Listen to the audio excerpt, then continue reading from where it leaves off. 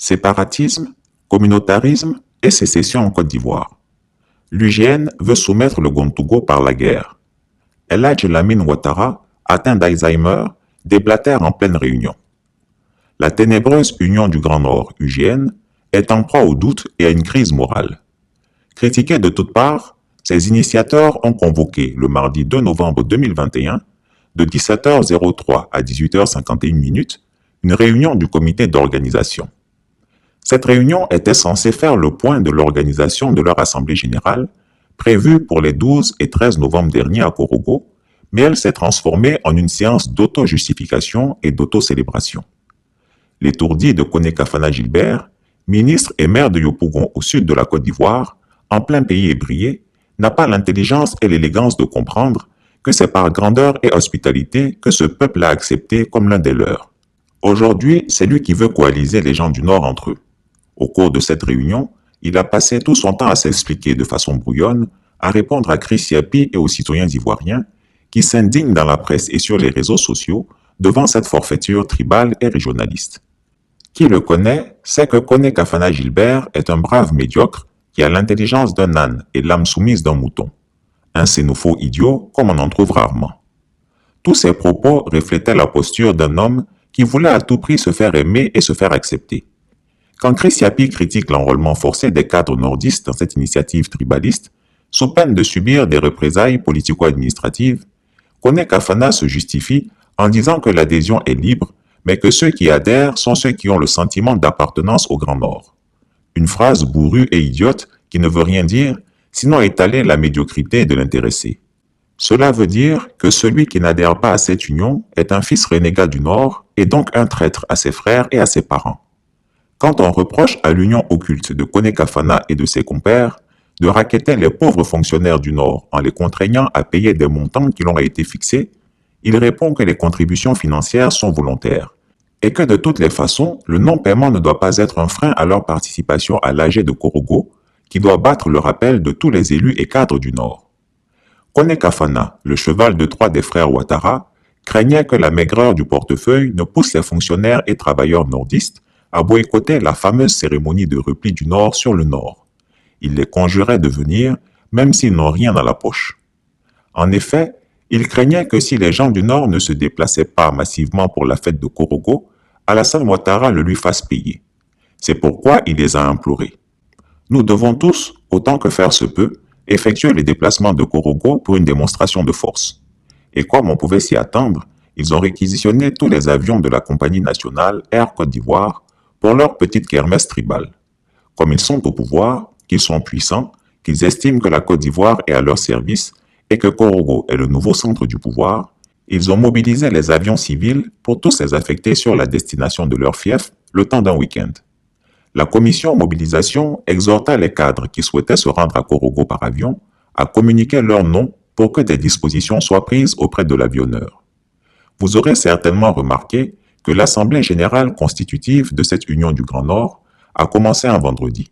Cela signifie que le vendredi 12 novembre 2021, tous les fonctionnaires nordistes ont, de facto, une autorisation d'absence pour se rendre à Korogo. Aucun patron n'osera sanctionner un de ses employés qui ne viendra pas travailler ce vendredi-là. S'il s'y hasarde, il sera signalé comme un ennemi des nordistes et sera sanctionné comme tel. Les activités politiques ne sont-elles pas interdites durant les heures de travail pour les fonctionnaires?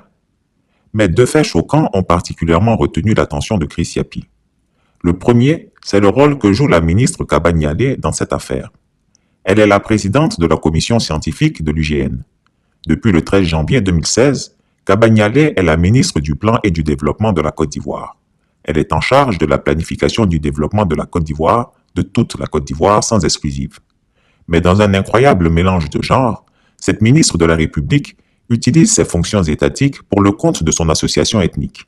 Elle annonce que sa commission a produit un document stratégique pour le développement des 11 régions du Grand Nord. Elle utilise les ressources humaines, matérielles et intellectuelles de son ministère pour produire un document sur la stratégie de développement du Grand Nord de la Côte d'Ivoire. Comment une ministre peut-elle avoir une telle attitude en parfaite contradiction avec l'éthique gouvernementale? A-t-elle une seule fois produit un document de stratégie de développement pour le compte des associations des ressortissants des autres régions de la Côte d'Ivoire? Est-ce seulement le Nord qui mérite de profiter des ressources du gouvernement en termes de planification stratégique du développement? Si toutes les autres associations de ressortissants demandent à Kabanyale de leur produire un document de planification stratégique de leur région, va-t-elle le faire? Quel est donc ce tribalisme qui avance sans même prendre la peine de se masquer?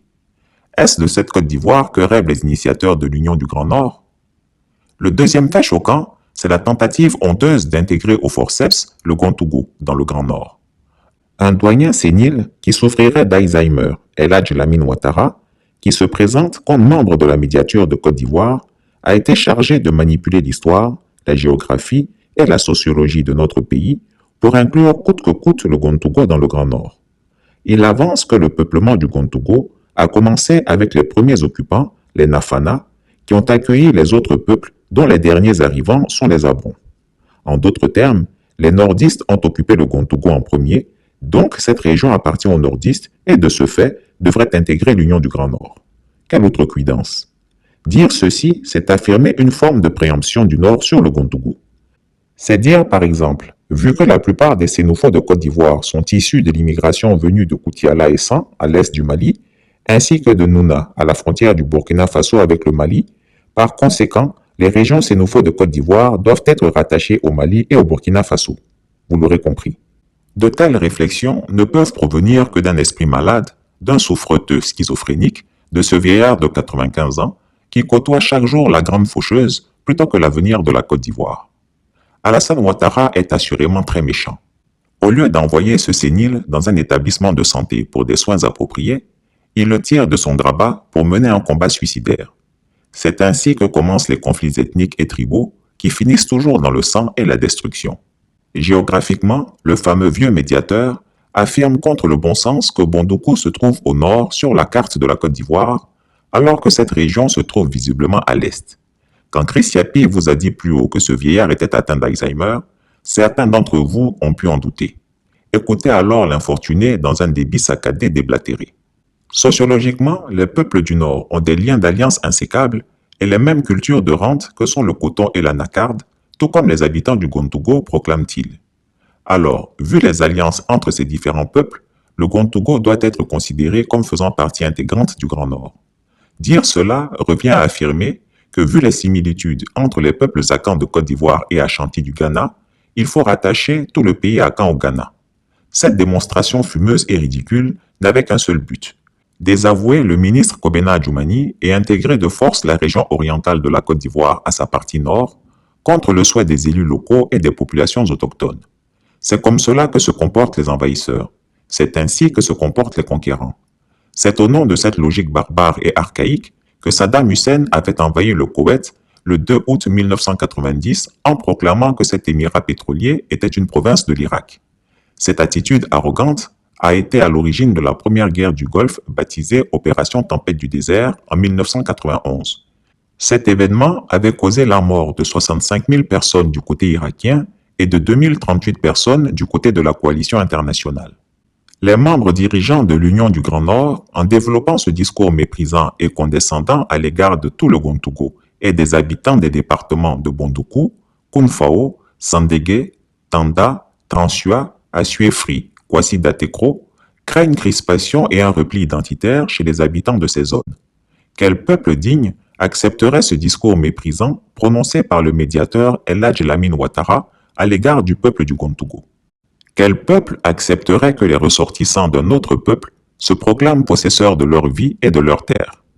Le mépris et la morgue outrancière dont font preuve les politiciens du Grand Nord à l'égard des autres peuples de Côte d'Ivoire ne peut que semer les graines d'un conflit tribal et ethnique, en somme un génocide en Côte d'Ivoire. Pense-t-il que les autres peuples sont prêts à se soumettre à l'hégémonie des peuples du Nord, juste parce que ce sont eux qui ont temporairement le pouvoir? Chris Yapi l'a dit et redit. L'Union du Grand Nord est en train de créer les conditions de la rwandisation de la Côte d'Ivoire par la faute de la suffisance et de l'arrogance de ceux qui sont momentanément au pouvoir. Chris Yapi ne ment pas. Retrouvez Chris Yapi sur ses deux chaînes YouTube, sa chaîne Dailymotion, Instagram et VK.